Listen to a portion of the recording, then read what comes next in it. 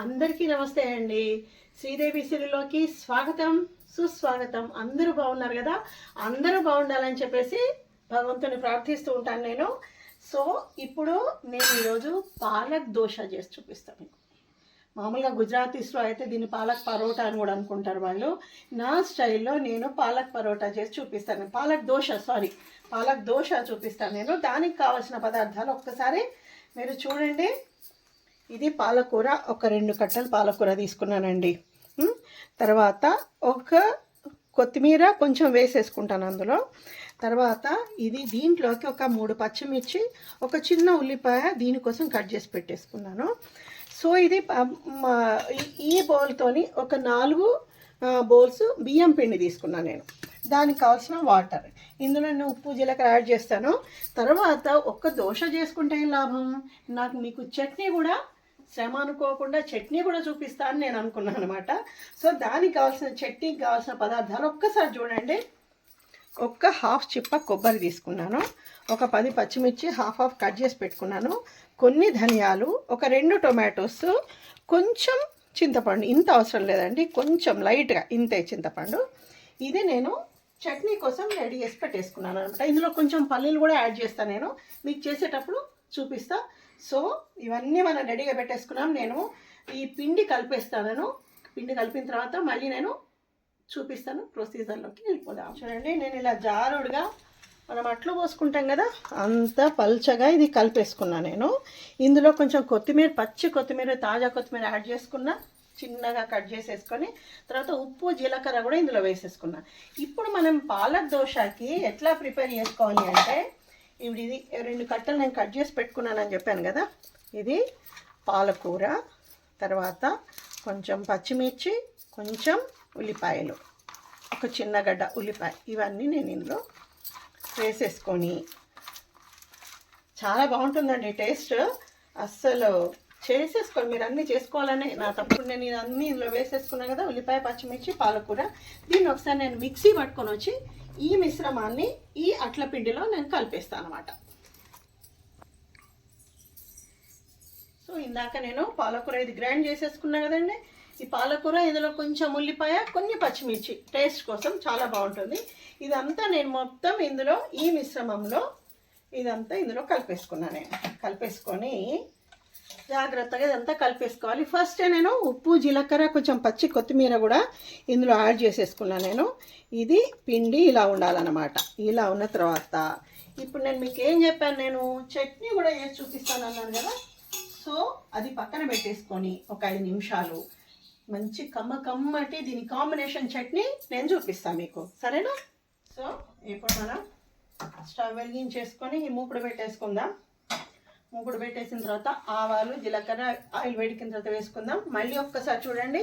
వెల్లుల్లిపాయలు, ఒక గడ్డ వెల్లుల్లిపాయలు తీసుకున్నాను, ఒక 2 చిన్న టొమాటోస్, పచ్చిమిర్చి, హాఫ్ చిప్ప పచ్చి కొబ్బరి, ఒక గడ్డ ఉల్లిపాయలు, ధనియాలు, జీలకర్ర, ఉప్పు యాజ్ మనం ఇందులో యాజ్ యూజువల్గా వేసేసుకుందాం. ఓకేనా?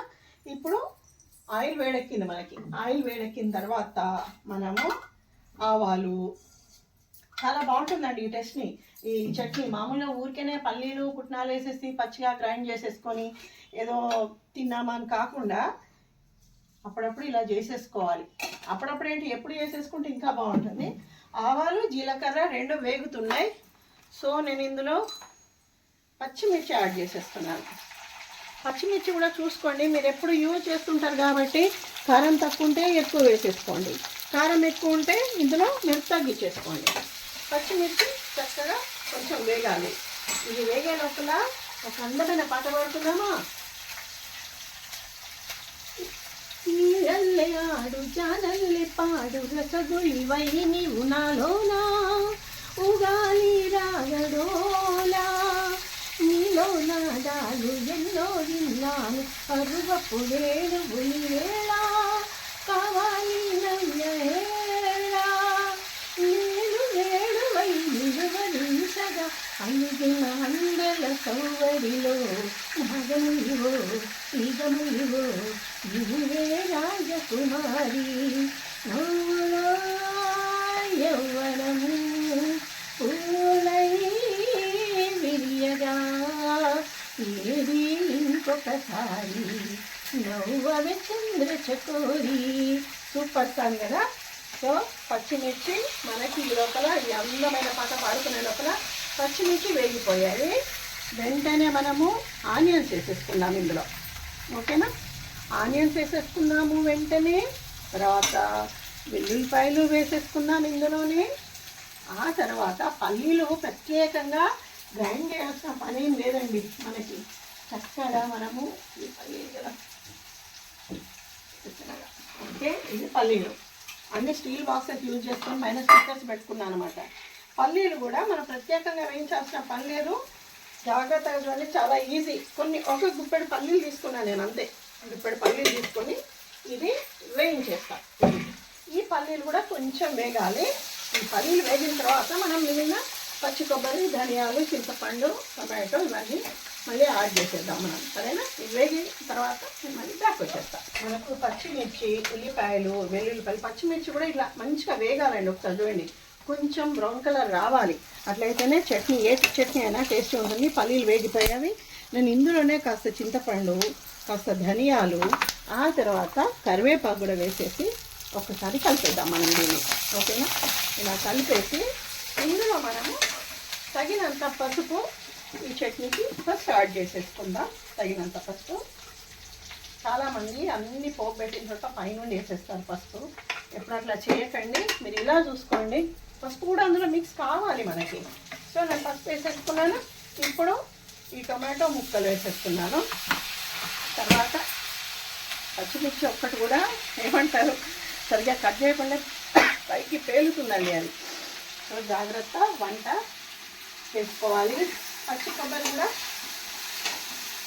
ఇందులో వేసేసాను నేను. వేసేసి కొంచెం లైట్గా, ఇందులో ఎక్కువ కాదు, కొంచెం లైట్గా మనము పల్లీలు ఇవన్నీ, కొబ్బరి కూడా వేసాం కదా. సో కొంచెం సెమీ లిక్విడ్ లాగా ఉండాలి కాబట్టి చట్నీ కొన్ని వాటర్ పోసేసుకుంటున్నాను నేను. పోసేసుకొని ఇది కొంచెం మనకు మగ్గిన తర్వాత మనం బ్యాక్ వచ్చేద్దాం. చట్నీకి మనము కావాల్సినవన్నీ ఇందులో వేసేసుకున్నాం కదా. ఇందులో కాస్త ఉప్పు కూడా యాడ్ చేసేసి మనం మళ్ళీ మూత పెట్టేస్తే మనకి చట్నీ కూడా రెడీ అయిపోతుంది. నేను చెప్పాను కదండి, నేను దొడ్డుపై మంచిగా గ్రైండ్ చేసేసుకొని వాడుతున్నాను. మీరు కూడా అలవాటు చేసేసుకోండి. సో ఇది ఒక్కసారి మనము కలిపేసి మూత పెట్టేద్దాం, అంతే సరిపోతుంది. ఇది చట్నీ మనకు ఉడికిపోతుంది. ఇప్పుడు నేను ప్యాన్ పెట్టేసుకున్నాను. ప్యాన్ పెట్టేసుకొని మనం ఎట్లా చేయాలి దోశ అంటే, కొంచెము వాటర్ తీసుకోండి. వాటర్ తీసేసుకొని మంచి ఫ్రెష్ క్లాత్తో ఒక్కసారి ఇట్లా తుడిచేసేయండి. ఇలా కొంచెం ప్యాన్ ఎక్కువ వేడెక్కింది, ఎక్కువ వేడెక్కకుండా చూసుకోండి. ఇలా అనమాట. ఇంకాస్త వాటర్, ఎందుకంటే నాకు కొంచెం ప్యాన్ ఎక్కువ వేడెక్కింది. సో ఇట్లా చేసేసుకొని మనం ఇది నీట్గా తుడిచేసి, ఇప్పుడు ఇలాంటి గ్లాస్ ఒకటి పెట్టుకోవాలి. దోశ అయితే మనకు చిక్కగా ఉంటుంది కదా పిండి, ఇది మనం పల్చగా పోసుకుంటున్నాం కాబట్టి ఈ గ్లాస్ పెట్టేసుకొని ఒక్కసారి ఇలా తిప్పి పోసేసుకోండి. ఇలా చాలా బాగుంటుందండి టేస్ట్. ఇలా పోసేసుకోండి. మీరు పోసేసుకొని మీకు అవసరం అనుకుంటే దీనిపైన ఒక మూత కూడా పెట్టేసుకోవచ్చు. మూత పెట్టేసుకుంటే ఏంటంటే పైది కూడా మనకి ఆవిరికి చక్కగా పిండి పిండి రాకుండా ఒక లెవెల్గా అది మంచిగా ఉడికిపోతుంది అనమాట. సో ఇది కాలిన తర్వాత మళ్ళీ మనం బ్యాక్ వచ్చేద్దాం. ఒకసారి మనం మూత తీసి చూద్దామండి. కొంచెం ఎక్కువ కాలినట్టుంది, మీరు చూసుకోవాలి. ఎక్కువ కాలకుండా చూసుకొని, ఎస్ వచ్చేస్తుంది కదా. కొంచెం జాగ్రత్తగా దీన్ని ఇట్లా ఇలా చూడండి, ఇట్లా కొంచెం జాగ్రత్తగా దీన్ని ఇట్లా అనుకొని, దోశ ఈజీగా వస్తుంది. అట్లు అనుకుంటాం కానీ అట్లు కొంచెం జాగ్రత్తగా చేయాలి మనము. సో దీన్ని ఇలా తిప్పేసి మనం ఒక్క 30 సెకండ్స్ అట్లా కొంచెం కాలనిచ్చి ఇది మనం ఇందులో వేసేసుకుంటే, నేను ఇందాక ఈ ఒక ఆయిల్ వేయలేదు కదండి నేను. మీకు ఆయిల్ కొంచెం ఇష్టం ఉంటుంది కాబట్టి ఆయిల్ తప్పకుండా కొంచెం వేసేసుకోండి, బాగుంటుంది. దీనికి నేను వేయకుండానే చూపించాను. సో ఇది మనకు ఫస్ట్ అట్టు రెడీ అయిపోయింది. పాలక్ దోశ అంటారో పాలక్ అట్లు అంటారో మీ ఇష్టం. సో ఇప్పుడు నేను మళ్ళీ ఒకసారి తడి క్లాత్ తీసుకొని ఒక్కసారి మంచిగా చేస్తున్నాను. ఇదంతా నీట్గా అట్లు కానీ దోశ కానీ ఇలా వేసుకుంటే బాగుంటుందండి నాకు తెలిసి. అది మీ స్టైల్లో మీరు ఎట్లా వేసుకుంటారో నాకు తెలియదు. సో ఇప్పుడు మళ్ళీ రెండవ దోశ వేసేస్తున్నాను చూడండి. ఇలా తిప్పి ఇది కొంచెం అంటే ఎవరికి ఇష్టం అని కొందరు పల్చగా కావాలనుకుంటారు, కొందరు థిక్గా ఉండాలనుకుంటారు, అది మీ ఇష్టం అన్నమాట.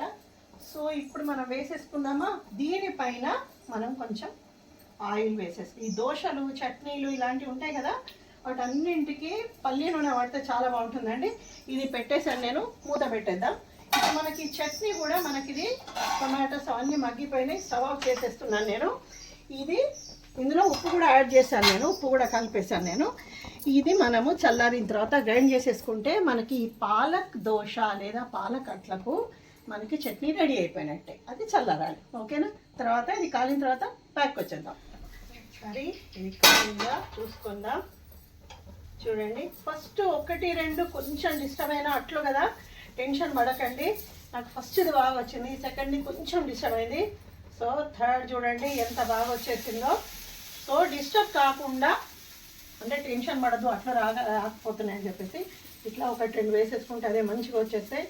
సో మనకి పాలక్ అట్టు లేదా పాలక్ దోశ రుచిగా రెడీ అయిపోయింది. ఇట్లానే మనం మిగతావన్నీ చేసేసుకుందాం. అండ్ నెక్స్ట్ నేను ఇప్పుడు చట్నీ గ్రైండ్ చేసుకొని వచ్చేస్తాను. సో మనము పాలక్ దోశ వేసేసుకున్నాం కదా, చట్నీ కూడా నేను గ్రైండ్ చేసేసాను. మీరు బాగా గుర్తుపెట్టుకోండి, అన్ని పల్లీలు సపరేట్ వేయించాలి, నువ్వులు సపరేట్ వేయించాలి, పచ్చి కొబ్బరి వేయించాలి, ఏం అవసరం లేదండి. నేను చెప్పిన పద్ధతిలో మీరు చేసేసుకోండి, ఇలా చట్నీ మనకు రెడీ అయిపోతుంది. మరీ లిక్విడ్ లాగా చేసుకోకండి, అదేదో రెస్టారెంట్లలో ఇస్తారు, వాళ్ళ అడ్జస్ట్మెంట్ కోసం వాళ్ళు ఇస్తారు, అదొకటి గుర్తుపెట్టుకోండి. సో నేను ఇది వేసేస్తున్నాను చూడండి. కాంబినేషన్ అంటే టొమాటో పచ్చి కొబ్బరి పల్లీలతో చేసిన చట్నీ అన్నమాట. ఇది మన పాలక్ దోశ లేదా అట్టు.